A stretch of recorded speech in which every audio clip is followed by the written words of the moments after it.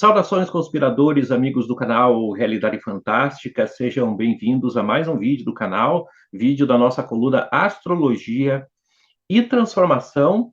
Hoje com o vídeo saindo num dia diferente, geralmente soltamos o nosso vídeo de astrologia aos sábados, mas a gente resolveu adiantar para repercutir também aqui um evento significativo, muito significativo, que é o passamento, né, o falecimento da rainha Elizabeth II do Reino Unido.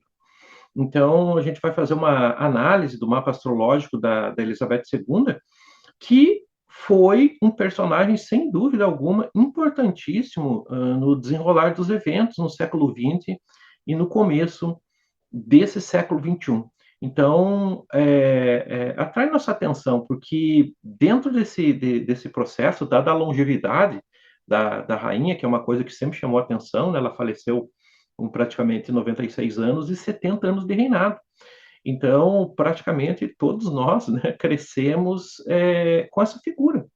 Aí, embora aqui do Brasil, também de outros países, você que nos assiste aí, a gente se acostumou com essa figura que acabou participando de alguma maneira de vários processos de transformação no mundo, né, e principalmente no seu país, né, no Reino Unido, que também passou por muitas transformações nesses 70 anos em que a Elizabeth II foi chefe de Estado no Reino Unido. Então, vamos dar uma olhada no mapa da Elizabeth II, ver o que a gente pode aprender a partir dessa análise.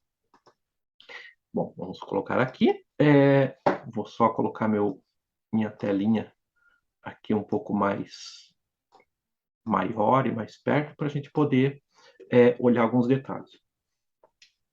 Bom, a primeira coisa, vamos ver aqui, Elizabeth II nasceu em 21 de abril de 1926, 2h40 da manhã, em Londres. Para quem já tem uma familiaridade com o mapa astrológico, vai notar uma coisa interessante, o tamanho das casas astrológicas desse mapa. A gente vai ver que algumas casas são bem grandes, olha, como é o caso da casa 1 e da 7, e outras são relativamente menores, como a 10 e a 11, a 4 e a 5. Por que isso acontece? Gente, as casas astrológicas são projeções do céu sobre a superfície da Terra. No sistema de casas que a maioria dos astrólogos usa para calcular, também o que eu uso, o tamanho varia conforme a latitude, né, onde o mapa é calculado. Então, Londres fica numa latitude bastante elevada, então dá esse efeito aí. Quem nasce numa latitude maior ainda, Suécia, Noruega, né, norte do Canadá, vai ter mais tamanhos ainda diferentes das casas. Quem nasce aqui no Brasil pode até ter casas com tamanho diferente, mas é muito pequeno. Não vai ter esse efeito que a gente observa aqui. Isso só uma nota, né? Falando do mapa da Elizabeth II em si, geralmente a gente começa uma análise de mapa astrológico a partir de 3 elementos principais, que é o Sol, a Lua e o Ascendente. Eu costumo dizer o seguinte, que se você consegue resolver esses 3 elementos do mapa, consegue compreender bem o Sol e a Lua e o Ascendente, você já sabe muito bem com quem você está falando. Então, vamos ver aqui. Sempre, pessoal, contextualizando o mapa, né? Porque existem vários horóscopos por aí que você pode comprar e que vão gerar horóscopos automáticos e que tem sua validade. Mas, assim, realmente você consegue se aprofundar melhor quando um astrólogo, enfim, alguém que estuda astrologia consegue ver o mapa e relacionar diretamente com a pessoa e com o contexto social em que ela vive. Aí sim a gente consegue ter uma interpretação melhor. Então, olha só, a Elizabeth II é de touro, mas bem do começo, olha só, 00 grau, né, de touro, 00 grau, 12 minutos. 21 de abril, começo do signo de touro por uma questão de minutos. Ela não seria ariana se nascesse minutos antes, mas ela é taurina, com as características, né, que o signo de touro tem. Mas aqui nós temos 2 fatores interessantes olhando o Sol da Elizabeth II. A primeira coisa que chama atenção é que o Sol dela não tem aspectos, não forma aspectos maiores, como a gente chama. E qual é o efeito disso? Isso dá uma espécie de liberdade. Embora a gente saiba que muitos vão dizer, puxa, mas a Elizabeth II era uma rainha, né? Ela fazia o que ela queria. embora seja uma pessoa de muitas posses, rica, mas, gente, é uma gaiola de ouro, né? A gente sabe que a formalidade, o papel que ela cumpriu como chefe de Estado, não chefe de governo, né? Mas chefe de Estado, é um papel protocolar sem fim, né? Ontem, vendo algumas reportagens, um repórter chamou a atenção, né, de que desde que ela assumiu, o dia a dia dela foi um eterno dia da marmota. O Dia da Marmota, aquele filme, né, em que o personagem levanta e repete o mesmo dia igualzinho, e no outro dia a mesma coisa, a mesma coisa. Então, uma sequência enorme de compromissos oficiais, de nomeações, de encontros, e isso por 70 anos. Ainda assim, talvez no íntimo, como indivíduo, como pessoa, ela guardasse um certo papel de liberdade dentro da sua própria personalidade. E é interessante também que o sol dela, embora ele apareça desenhado aqui na casa 2, mas assim a gente já considera que ele está na casa 3. Essa casa 3 é uma casa da comunicação, entre outras coisas. Alguns também podem dizer, puxa, mas não parece ser uma pessoa especialmente comunicativa, né? Todos aqueles modos comedidos, aquela formalidade, né, da monarquia britânica, etc. Mas veja, se ela não tivesse logrado estabelecer algum grau de comunicação com seus súditos e, enfim, outras pessoas, talvez, pessoal, isso é uma análise que eu faço, a monarquia britânica não teria sobrevivido, né? Talvez muitos de vocês não saibam, mas a monarquia no Reino Unido não é exatamente uma coisa super popular. Muitas pessoas questionam, né, que deveria ser abolido, que é um gasto de dinheiro público, que é arcaico, etc. Mas mesmo do jeito dela, a comunicação muitas vezes, gente, ela não é só verbal, a comunicação é simbólica.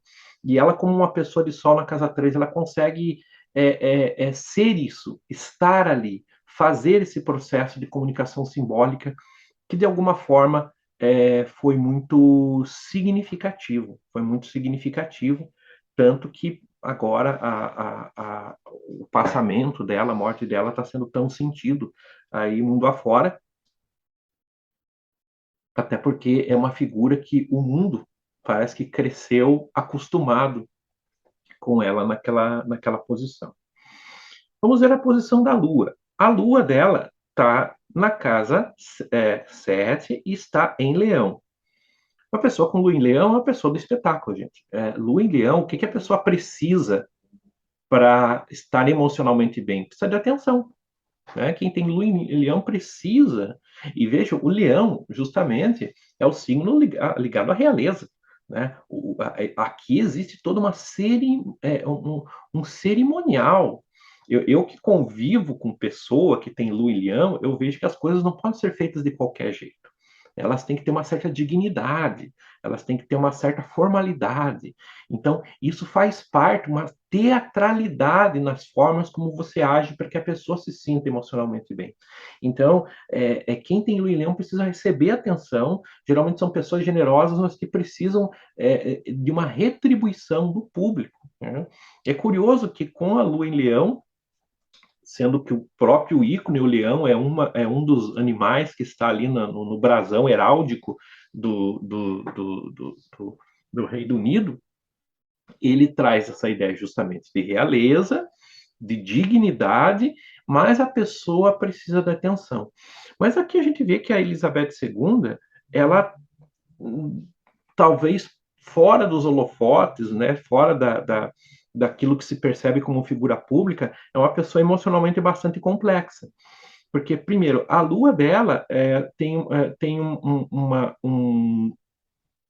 uma oposição, não é uma oposição muito forte, mas uma oposição com Marte, o que dá uma boa tensão emocional, talvez não fosse uma pessoa um pouco mais ríspida emocionalmente. É uma lua de fogo, ou seja, a pessoa tem assim reações emocionais não muito plácidas, né? E uma inconjunção com Vênus. Vênus representa o ego feminino da mulher. Essa inconjunção, né, e ela é um desajuste, né? Então existe um conflito entre os sentimentos e o papel dela enquanto mulher, o que também não deve ser muito fácil, né? Considerando que se espera essa figura um tanto neutra, num papel que ela desempenhou, né, durante esses 70 anos de monarquia, e eu posso dizer que é um papel, né, que possivelmente à custa de supressão de sentimentos pessoais, à custa de criar um personagem, ela acabou tendo que dominar essa tensão muito grande entre seus desejos, né, suas aspirações enquanto mulher e seu emocional, muito ligado à questão do relacionamento com o outro, né? Aqui nós temos uma lua na casa 7. Nós sabemos que ela também viveu um longo casamento, né, com o príncipe Philip, duque de Edimburgo, né, como ela era rainha, pelas regras da monarquia britânica, quem casou com ela não assumiu o título de rei, mas sim de príncipe. Até onde sabemos, foi um casamento feliz, né, duradouro, e a gente mostra que muitas das reações emocionais dela dependiam do que o outro estava pensando, esse outro parceiro. A casa 7, porque a casa 7 não é uma casa de relações institucionais. A casa 7 é uma relação dual, é você e outra pessoa. E aqui a gente vê que toda vez que ela tem que se relacionar com outra pessoa, há um a um, há um bocado de tensão emocional. Né? A questão também da ilusão, da fantasia de como se trata isso pelo Netuno, aqui na casa 7. Bom, sobre o ascendente em Capricórnio, né? Nada que surpreenda, porque veja, Capricórnio é o signo associado à velhice, é associado ao velho. Se nós pegarmos, por exemplo, aqui essa obra do Leonardo da Vinci, em que ele pintou cada um dos 12 apóstolos como sendo um signo do zodíaco, Capricórnio é representado justamente por esse apóstolo aqui, o André, que é o mais velho de toda a mesa, né? É a figura mais idosa de toda a mesa, né? E uma das coisas que a Elizabeth ficou conhecida é por ser uma pessoa que estava, digamos assim, entrada em anos e ainda governando. Mas, claro, nem sempre foi assim. Agora, o ascendente em Capricórnio, ele faz com que a pessoa meio que já tenha nascido velha, né? Ou seja, ela transmite essa sensação de autoridade, de patriarcado, já através da própria presença física, né? Aqui a gente vê o nó do sul, né, que representa o que ela traz já de forma inata nessa vida, em cima do ascendente. Então, realmente, uma presença que marca muito. Vocês vejam o seguinte, que o regente de Capricórnio é Saturno, que está grudado no alto do céu. O alto do céu está meio viradinho por causa da latitude. Ora, Saturno representa a autoridade, representa o velho. Aqui, essa linha do alto do céu representa a nossa persona pública, representa a nossa reputação. Ou seja, essa reputação de autoridade, reputação de ser uma pessoa velha, né? Mas já ainda quando era nova. Ou seja, a pessoa já transmite essa questão de autoridade. A autoridade, veja, a gente tem algumas coisas na cabeça. Por mais que muitas vezes você, sei lá, vai se consultar com um médico e o médico jovem seja absolutamente competente, mas na nossa cabeça, às vezes a gente espera que venha uma figura ali envelhecida pelos anos de estudo, etc., que parece ter mais autoridade. E é isso que liga, veja, ele liga a casa 10, né, justamente a carreira, a reputação com a aparência física dela.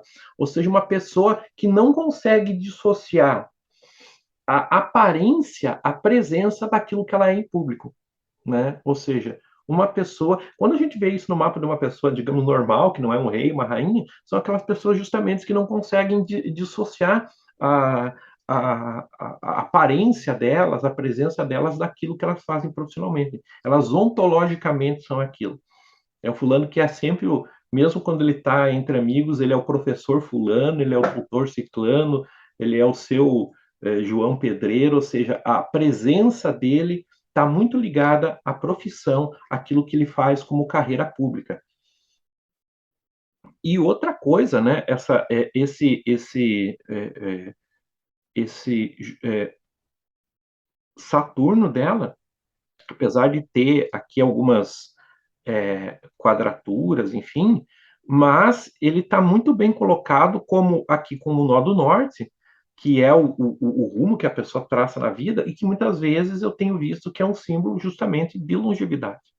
Se nós olharmos por casa astrológica agora, a gente vai ver que é uma presença extremamente forte, né? Quem tem Marte na casa 1 tem presença, né? A aparição da pessoa no ambiente causa um impacto, né?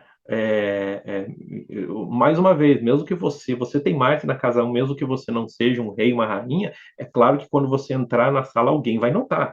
Ou porque você é grande demais, ou porque você é bonito demais, ou porque você tem alguma coisa na tua persona que causa impacto.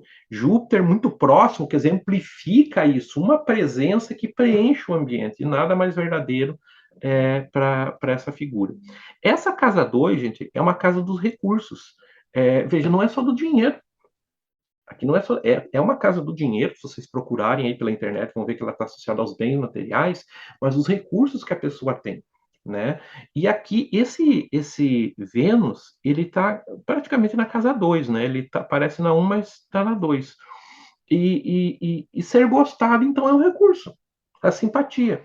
Veja que, embora seja essa figura discreta e que representa uma posição bastante, muitas vezes, carrancuda, né? O Império Britânico também tem muitos esqueletos no armário, mas tentar passar uma certa simpatia, algo brando, algo mais cândido, é algo que ela tem como recurso.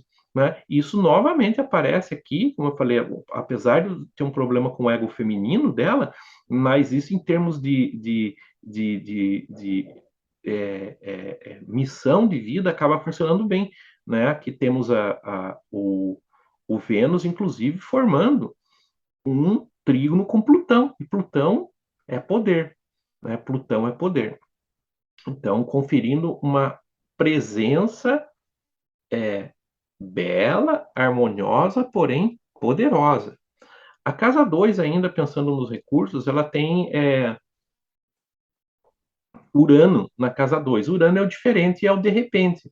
Veja, como ela subiu ao trono, ela não era a pessoa que estava na linha de sucessão.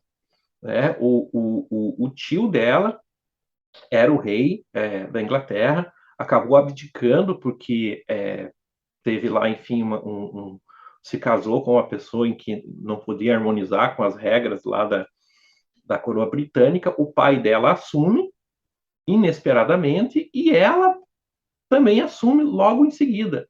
Né? Então, o acesso dela ao trono pela linha de sucessão era inesperado. E o Urano é o rei das coisas inesperadas no mapa astrológico, ou seja, e o que é inesperado? No caso aqui, o poder. Olha, aqui temos um trígono, né, com Saturno. Muito interessante. Outro recurso que ela tem é Mercúrio. Mercúrio é comunicação. Mercúrio são as nossas faculdades, as nossas faculdades mentais. Como a gente raciocina, quando a gente aprende. Então, assim, uma pessoa que tem uma boa desenvoltura em termos de comunicação, em termos de aprendizado também, uma mente rápida, né? Mercúrio em Áries. Bom, aqui outras. Quando a gente se depara, pessoal, com casas astrológicas vazias, não quer dizer que aquele assunto não tem nada, né? Porque não existe casa vazia. Toda casa tem pelo menos um signo, mas não é o assunto na vida da pessoa. E aí eu chamo a atenção para a casa 6, que é a casa do cotidiano. É a casa da nossa luta diária. O que a pessoa representa ali? Aqui nós temos, novamente, temos Plutão. Plutão é poder. Veja que interessante. Saturno é autoridade, Plutão é poder. O que ela faz no seu dia a dia? Uma função plutoniana, né? Uma função de poder. É claro, gente, que vocês podem argumentar, mas a rainha da Inglaterra não manda, o rei da Inglaterra não manda, porque é um sistema de uma monarquia parlamentarista. A rainha e o rei são chefe de Estado e quem é o chefe de governo, quem realmente é a autoridade política, efetiva, executiva, é o primeiro-ministro. Mas a gente sabe que no caso da Inglaterra, a rainha e o rei ainda exercem um forte poder simbólico na população e no mundo.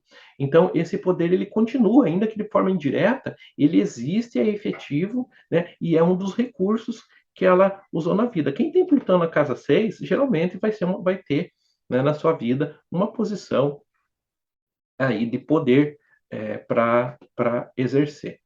E não vamos passar por todo, mas para finalizar essa nossa análise, realmente o que chama atenção é esse Saturno aqui no alto do céu. Então, o alto do céu, o meio do céu, melhor dizendo, que ele abre a casa 10, ele mostra a nossa reputação. Enquanto a casa 4 mostra a nossa intimidade, né, quem nós somos para as pessoas que estão debaixo do nosso mesmo teto, a casa 10 ela vai representar a nossa persona pública, a nossa reputação. E aqui, né, como não é incomum entre estadistas e pessoas que têm uma função pública de responsabilidade, Saturno colado no alto do céu, 24 graus, alto do céu, meio do céu, 25 graus, ou seja, muito forte, representando essa figura de autoridade, de estabilidade. Veja que Saturno é como algo que passa a ideia de estabilidade. E que é isso que a monarquia britânica representa para o povo britânico, aquela ideia de estabilidade, de continuidade, né? As coisas podem estar mudando, mas todo dia, às 5 horas da tarde, a rainha toma seu chá e a vida continua.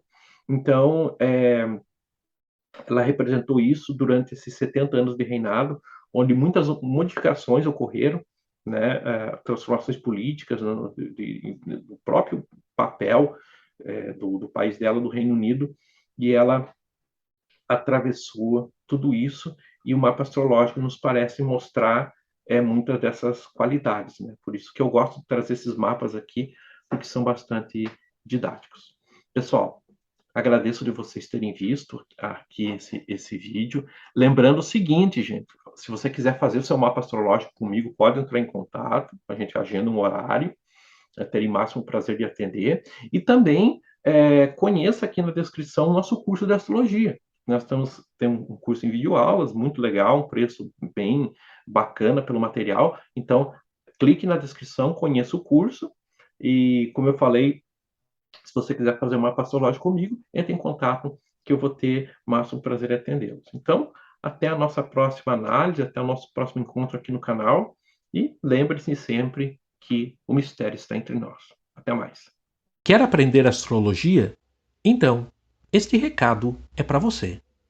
Meu nome é Marcos Kuznick, sou astrólogo profissional e membro do canal Realidade Fantástica, e já ministrei centenas de aulas de astrologia. E agora estamos lançando nosso novo curso de astrologia básica em um formato de videoaulas. A astrologia tem uma bibliografia, uma quantidade muito grande de livros, de bons livros, disponíveis para serem estudados. Mas talvez você já tenha se frustrado em estudar sozinho ou fica meio perdido com tanta informação.